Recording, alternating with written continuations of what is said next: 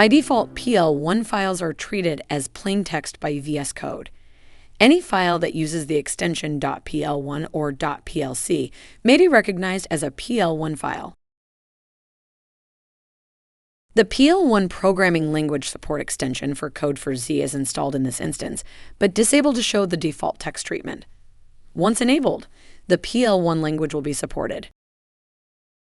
The extension leverages the language server protocol to provide snippets, syntax highlighting, and coloring.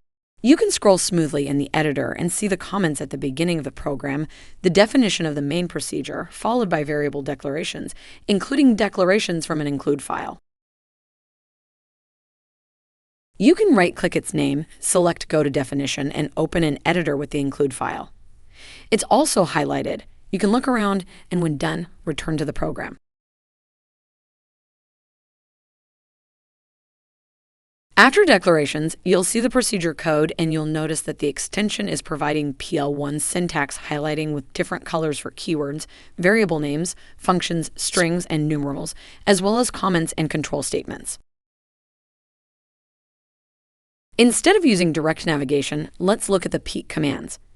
With the peek command, you can see the definition in line where you are without navigating to a different location. You can stay focused on the task at hand. You can also do the same with references. If you want to see all symbols declared in the program, you can open the outline view. You can see the main procedure with variable and structure declarations, followed by additional procedures and their variables. You can click any one of them to navigate to it. Lastly, you can fold parts of the program that you are not currently interested in to focus on the parts that matter for your current task. Learn more and download the extension today.